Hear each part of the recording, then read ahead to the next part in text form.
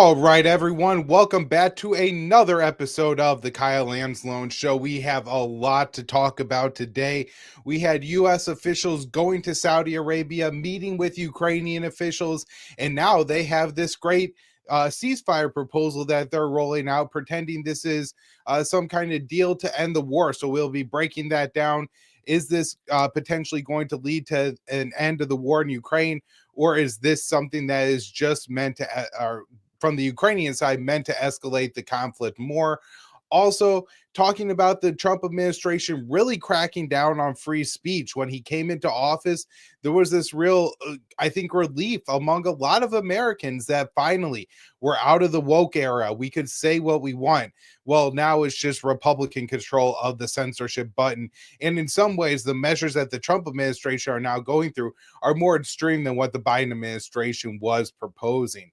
So before we get into our first clip today, the great, not really great, but sarcastically great Secretary of State Marco Rubio has something to say about Ukraine. But want to remind everyone to please share the show. We post everything on the YouTube channel. That is the best place to check out the show, watch the show. From there, you could comment, give us feedback. We'll even respond to some of the comments live on the show if you got them. Additionally, on the Edge channel, we stream live there, and so you can follow me on that. So if you're watching on that, go ahead and give us a repost. Now let's get into this first clip. Ending this war once and for all. Today we made an offer that the Ukrainians have accepted, which is to enter into a ceasefire and into immediate negotiations to end this conflict in a way that's enduring and sustainable and accounts for their interests, their security, their ability to prosper as a nation. I want to personally thank, we both want to thank the Kingdom of Saudi Arabia, His Majesty, for hosting us, for making this possible. They've been instrumental in this process, and we're very grateful to them for hosting us here today. And hopefully we'll take this offer now to the Russians. And we hope that they'll say yes to peace. The ball is now in their court. And but again, the president's objective here is, number one, above everything else, he wants the war to end. And I think today Ukraine has taken a concrete step in that regard. We hope the Russians will reciprocate. So on the face of this seems positive. A 30-day ceasefire, finally a pause and an end to the killing in Ukraine. But the real questions are, what terms is this ceasefire going to take place on? Because Russia has made it very clear they're not looking for a temporary ceasefire.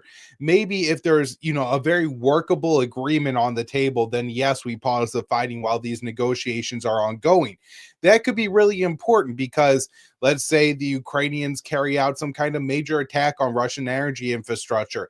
That could scuttle talks. If Russia has a very successful attack on Ukraine, then they could be less willing to negotiate. So a pause in fighting while serious negotiations are going on could actually be something that facilitates the completion of a deal.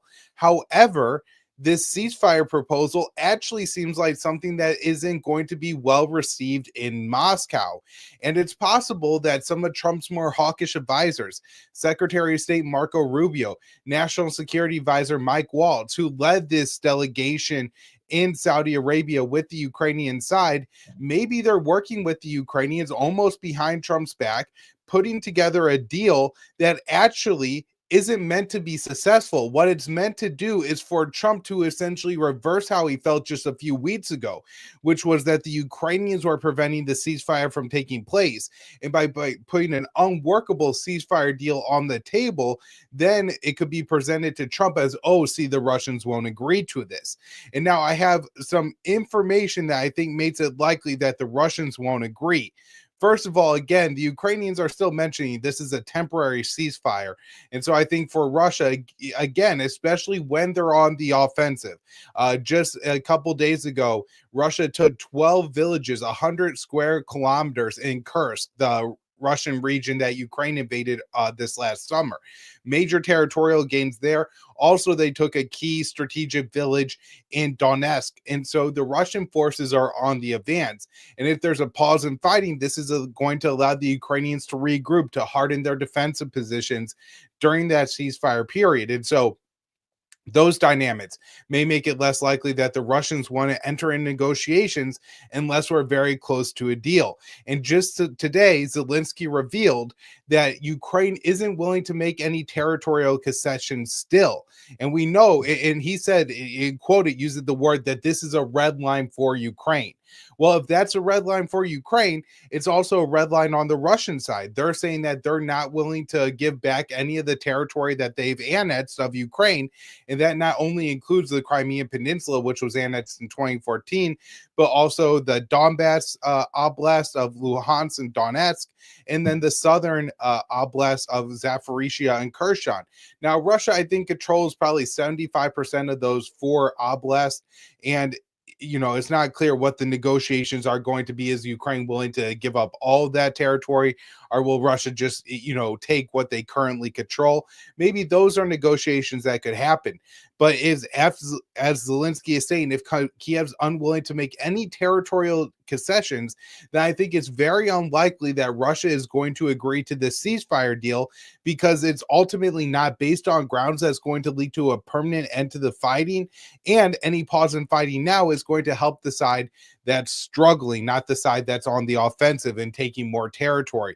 And so ultimately, I think this is meant to make it look like the Russians are the problem here. And Zelensky is somewhat kind of showing his hand here, talking about that he was assured from the American officials that they are going to Trump will take strong steps against Putin if he rejects this deal. Now, what are those strong steps? Trump recently posted on Truth Social that this is going to include banking sanctions, and tariffs on Russia. Now, the effects of those sanctions and tariffs are questionable as far as if it will actually hurt the Russian economy. The U.S. has already put in 2022, after the invasion, President Joe Biden said the West was taking steps that were so significant, sanctions, blacklisting, completely cutting Russia mostly out of the Western banking systems, saying this was going to cripple the Russian economy. Well, that never happened. And then they put a price cap on Russian oil exports, claiming that this was the equivalent to an economic nuclear weapon. And guess what? The Russian war machine, the Russian economy is still going strong. And so, are more sanctions going to actually impact the battlefield? That seems unlikely. Where they could impact, though, is the U.S.-Russian relationship. The more sanctions that we put on Russia, the harder this war is to unwind. And also, it sends a very important message to Vladimir Putin that the U.S. isn't interested in talks. And so, I want to focus on one more sentence that Rubio said there, and I think this goes along with it, which is the ball is now in Putin's court. And just to show that this may be meant to kind of undermine Donald Trump, other European leaders are jumping on it. French President Emmanuel Macron, the Prime Minister of Estonia. There's a list of Western officials who are now saying the ball is now in Putin's court. The ball is now in Putin's court. And this seems to be like the first of the propaganda lines, like the invasion was unprovoked. Putin is trying to reconstitute the Soviet Union. These claims that we got so often during the Joe Biden administration, repeated from every European capital and Washington, D.C., we now have one of those lines coming out of the Trump administration. And I again wonder if Zelensky said today, just today again, that he thinks that Trump is going to put sanctions on Russia if they don't accept this deal and ramp up security support for Kiev. And so this is, I think, a major potential issue that could stop any deal from getting done here. Now, before we move on to this next clip, we have had quite a few people join the live stream. So if you haven't already, hit the like button, subscribe, and repost it. And let's go on to this next clip of National Security Advisor Mike Waltz. And we'll take the process forward from there. So. As a result of that, and I think as a result of this positive step forward, the president has decided to lift the pause on aid and on our security assistance to Ukraine going forward, and that's effective immediately. So this is an interesting statement from Mike Waltz, because over the past week or so it was suggested that Ukraine was going to have to take serious steps to get the security assistance, and more important, I think, the intelligence sharing restart it.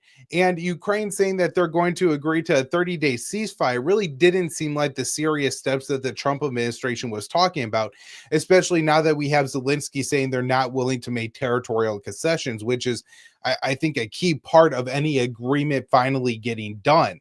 And so I'm not sure, again, if this is maybe some kind of play at Trump where he's being manipulated. He thinks Ukraine has taken steps that they're not taking. Or I do think there's a possibility here that maybe the Trump administration really didn't understand, or particularly Donald Trump himself, just how important, particularly the intelligence sharing, is with the Ukrainians. And with them losing so much territory so quickly in Kursk and then in Donetsk, maybe he's worried that Ukraine's hand is getting weaker and weaker. And so he's going to resume this to just give them a little bit better position at the negotiating table. Either way, I do think it's a step in the wrong direction. I was happy when Trump cut it off. I wish he had kept it cut off.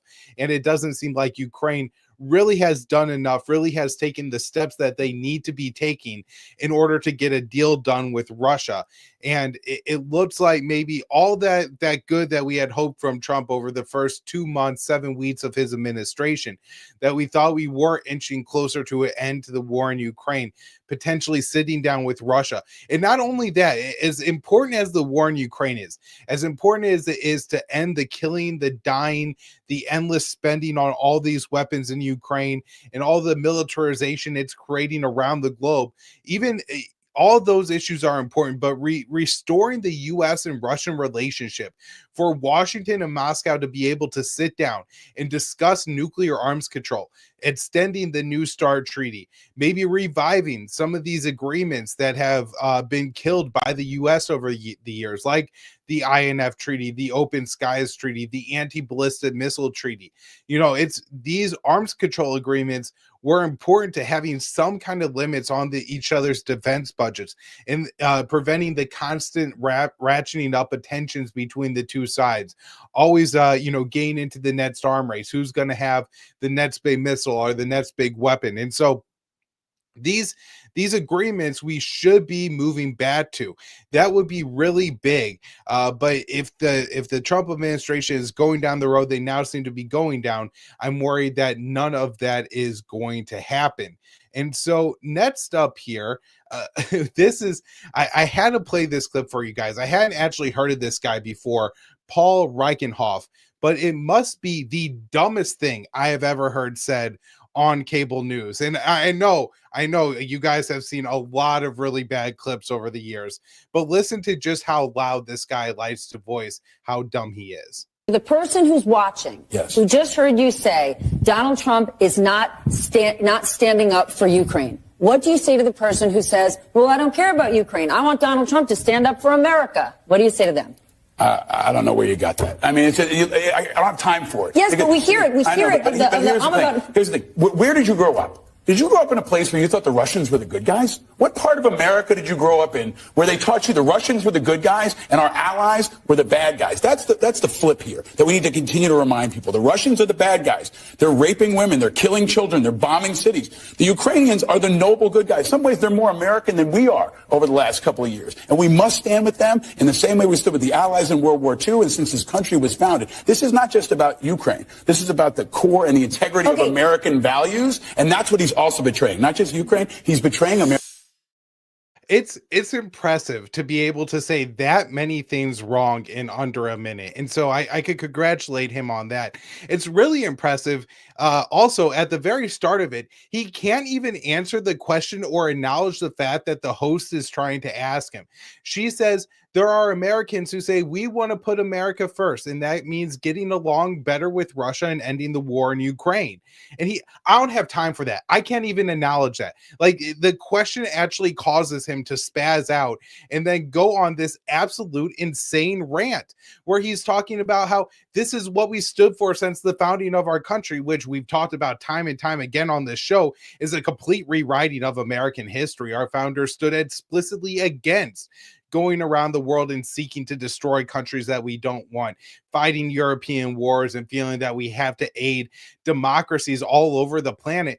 But he starts and say, what world did you grow up in? What American grew up in a world where Russia was the good guy? And the amazing thing is that when I was a child, when I was 11 years old, when 9/11 happened, one of the first things and one of the things that the media made the biggest deal about is that our enemies from the Cold War, the Russians, were coming to our side. Vladimir Putin was the first world leader to call George Bush after 9/11. He offered Soviet military bases in the former Central Asian republics to help aid the Americans as we conducted military operations in Afghanistan.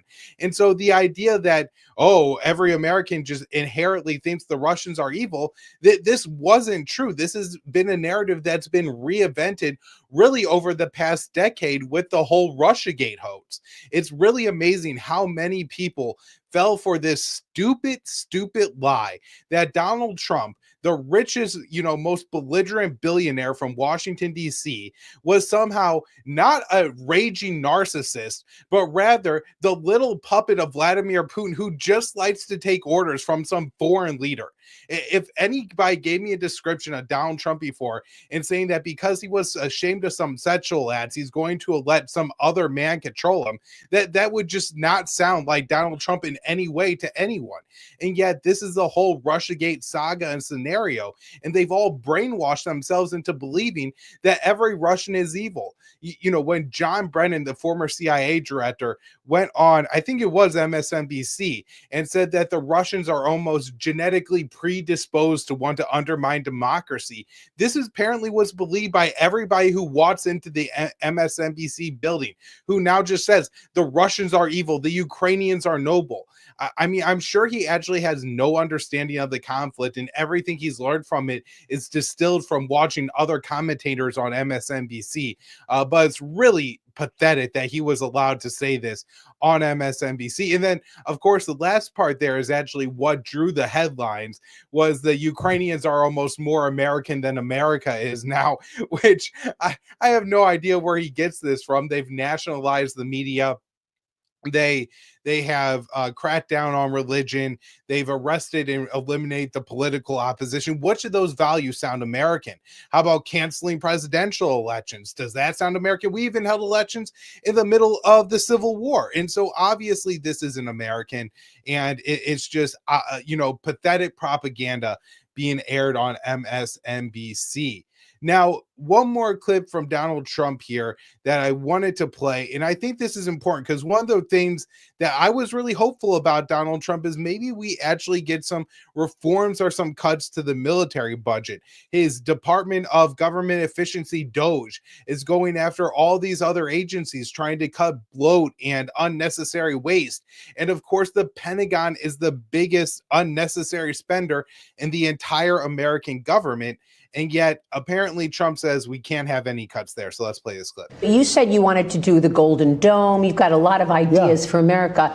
But then earlier you said you wanted to cut $1 trillion in defense spending, right? I didn't say I was. You did not get it. So I was like, which is it? Are you cutting defense spending or are you building us up? I never said defense spending. Okay, because I think you were talking about denuclearization. Correct. And that's where the cutting of the spending came in. I never said cut. No, it's not in these days. I'd love to cut defense spending, but not now. Because you have China, you have Russia, you have a lot of problems out there. No. In fact, what I have said is we spend a lot of money on nuclear missiles, nuclear weapons. The level of destruction is beyond anything you can even imagine. It's just bad that everybody has to spend all this money on something that if it's used, it's probably the end of the world. Wow. And I kind of agree with her there saying wow at the end, because he goes on this rant about how we can't cut defense spending. And then he says, but if we go to war, we're going to end the world. And it's absolutely insane. And Trump really exposes himself there as not being serious about cutting defense budgets. And he's actually wrong. I don't know if he's lying or just doesn't remember, but he previously did say that he was looking to do an agreement, but with both Moscow and Beijing, to potentially cut the military budgets by all three countries of up to 50%. And so he did suggest that, and people were very excited when he said that, because they understand that the military budget in the United States is out of control, and that there's so much money dumped into the military industrial complex that they're able to fund all these little organizations, all these think tanks, all these groups organized by Bill Kristol and the rest of the neocons, that then lobby and use that information and their ideas to get on cable news and to bully Congress into always fighting the next war. And if Donald Trump really wanted to take down his enemies, the people who constantly try to undermine his administration, then he would understand that cutting back the Pentagon budget, getting rid of the bloat, forcing the military industrial complex to not have this network of lobbyists and neocons constantly advocating for the next war is actually going to help him to defund these groups. But apparently he just doesn't see the bigger picture. And that's always one of the big problems with Donald Trump. Now, I want to move on and talk about this story. Mahmoud Khalil, he is a Columbia University grad student, I believe 26 years old, who was a part of the leadership of the campus pro-Palestinian solidarity protests that they have been holding. While he's not accused of violating any laws, it appears that the administration is going after him for simply taking a position that is pro-Palestinian. So I have a few clips here of what's going on with him that I want to break down, starting with our press secretary. Does the administration believe that it needs to charge a green card holder with a crime to be eligible for deportation? Well, in fact, Secretary Rubio reserves the right to revoke the visa of Mahmoud Khalil, and I'm glad you brought this up. Under the Immigration and Nationality Act, the Secretary of State has the right to revoke a green card or a visa for individuals who serve or are adversarial to the foreign policy and national security interests of the United States of America. And Mahmoud Khalil was an individual who was given the privilege of coming to this country to study at one of our nation's finest universities and colleges. And he took advantage of that opportunity, of that privilege, by siding with terrorists. This is an individual who organized group protests that not only disrupted college campus classes and harassed Jewish American students and made them feel unsafe on their own college campus, but also distributed pro-Hamas propaganda, flyers with the logo of Hamas. And this administration is not going to tolerate individuals having the privilege of studying in our country and then siding with pro-terrorist organizations that have killed Americans. We have a zero tolerance policy for siding with terrorists, period. So, of course, the problem here is that the Trump administration is conflating essentially all pro-Palestinian speech with, being hateful, being pro-terrorist, being anti-Semitic. And they're going to start using this to justify crackdowns on free speech. It's absolutely disgusting and problematic. And of course, extremely hypocritical from an administration that came into office, pledging to bring back free speech to the United States of America. J.D. Vance had a big speech where he went to Europe and really chastised, and rightfully so, a lot of European leaders for their crackdowns on free speech. We've seen the Canadians and many other countries that Donald Trump is very critical of be very strict on free speech. And when it's free speech that speech that the right wingers tend to like, you remember the trucker protests in Canada, or any of the anti-lockdown, anti-mask protests, not necessarily vaccine mandate protests that are pro-gun rights and things like this, then, free speech counts, or protests against, transgender for children. All these things, the right wing understands free speech, and they're fully on board with anybody being able to say what they want. They understand that even if it's hateful, free speech is free speech, and people can say what they want to. That's a part of what makes America great. And yet here we have the Trump administration sweeping into office and immediately cracking down on the kind of speech that they don't like. Now, I would almost understand if this was a nationalist agenda and they were cracking down on speech that was disparaging the Trump administration or something like that. I mean, it would certainly still be a violation of free speech, but it would seem to fit more with the MAGA agenda. But it's so crazy that they're doing this censorship, that they're destroying the American Bill of Rights for Israel. What an absolute joke. And so now we have a statement here from, I believe he is the director of the Department of Homeland Security, Tom Holman, on this issue. Specifically, if Lakin's law doesn't pass, if this lawsuit against the green light law goes nowhere, what are the different kinds of things you would consider doing? What are the other steps of courses of action you can do? And specifically with that pro-Palestinian student from Columbia, on his arrest papers, like what exactly does it say in terms of the charge? I'm familiar with the exact charge. I can just tell you what my discussions have been with it, is that it's a direct violation of our foreign policy objectives. When you hand out leaflets, incite violence on the college campus, that's illegal.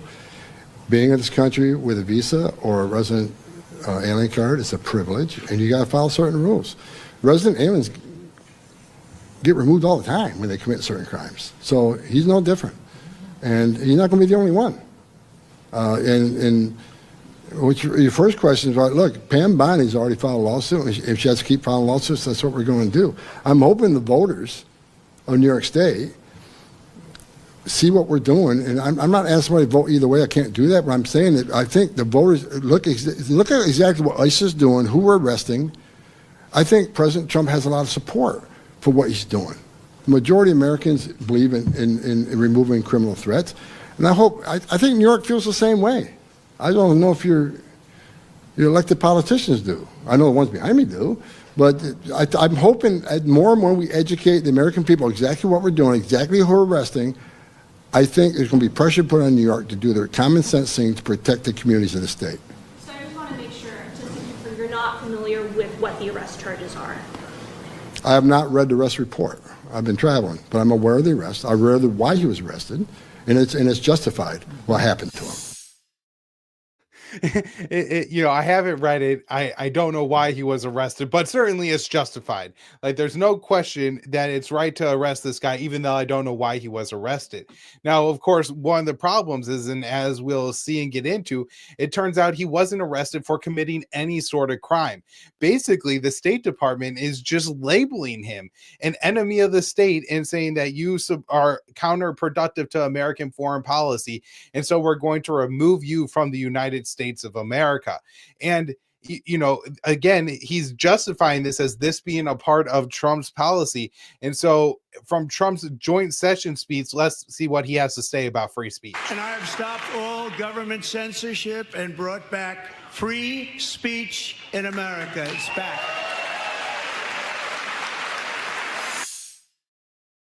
So I did want to mention here that we had an update from the AP shortly before I went live, and it says Khalil will remain detained in Louisiana until next week, following an initial court hearing in New York on Wednesday over the Trump administration's plans to deport the Columbia University graduate student over his role in the protest. And so I do want to play a couple clips from his lawyers, because I think they do a good job of breaking this down without all the slogans, the hate, and the propaganda. So let's play the first clip. Thank you. Good afternoon, everyone.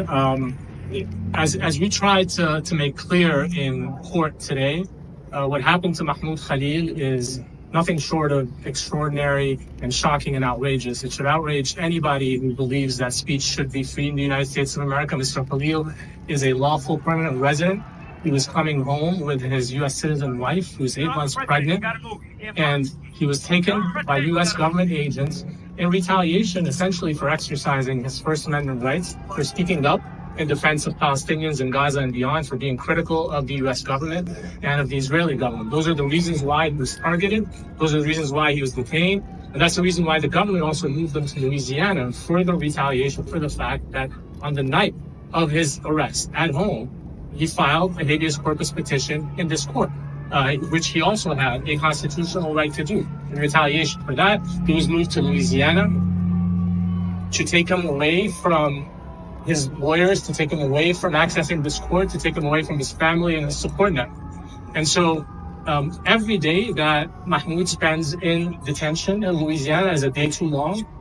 We and he fully intend to vindicate not just his First Amendment rights, but those of all Americans, frankly, and all lawful permanent residents, and anybody who wants to speak out. But it simply cannot be the case that you can be disappeared at night off the streets of New York City simply because the current U.S. government, the current...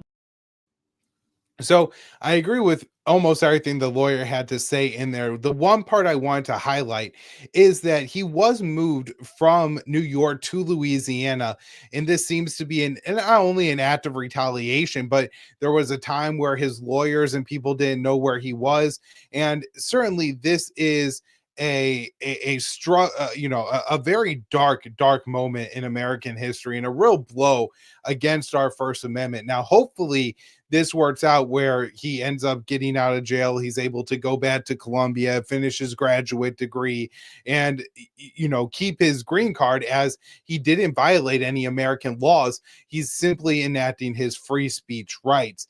And so I have one more clip to play from the lawyer answering the question of exactly what is he being arrested for. How are they justifying it? Yeah, the government, as far as we understand it, is relying on a rarely used provision in immigration law to justify the detention of a lawful permanent resident, its placement and removal proceeding. It is a provision that basically says that if the Secretary of State determines that a non-citizen's presence or activity in this country poses a serious risk of adverse foreign policy consequences potentially, that person can be processed for removal. Now, of course, that provision is not only rarely used, it is certainly not intended by Congress to be used to silence dissent.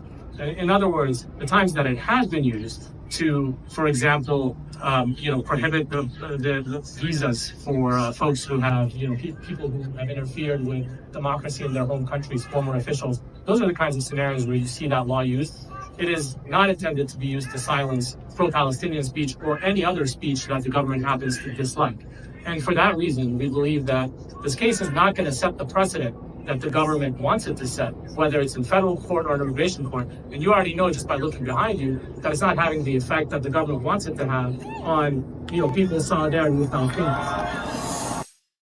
And so again, I agree with a lot of what the lawyer said there. The one thing I really want to emphasize is his last point, where he really lays out that this is, I think, going to have kind of a productive reaction for the Trump administration and really actually expand and increase the number of people who are willing to go out and protest, because now not only is this a pro-Palestinian issue, it's really a free speech issue. If he ends up getting deported, losing his green card over voicing support for the Palestinian cause, then there could be a lot of other consequences for not just other green card holders in this country, but full-blooded American citizens who the Trump administration might not be able to deport, but certainly they could say, well, we don't want you to have these rights. Or, during the COVID lockdowns, they were talking about taking away people's banking abilities and other things. And so if you speak out against the wrong cause in this country under the Trump administration, there could be intense repercussions. And so this is one of the reasons we have to continue to speak out against this. I saw we had a commenter during the show saying that, he doesn't necessarily agree with the Palestinian position, but, hate speech laws are wrong. And so, people should be able to speak out against any cause they want. And I really do think that's the correct position. So thank you all so much today for tuning in. Before you X out of the tab, leave the tab, go ahead and make sure you're subscribed to the YouTube channel. Help us hit the 500 follower mark. That would absolutely be huge. Leave us a comment, let you know what you think of this show, what you want me to break down on the next episode of the show. That should be Monday at 4:45. And of course, like, thumbs up, and share. Help us get out there to new listeners. Thanks, everyone.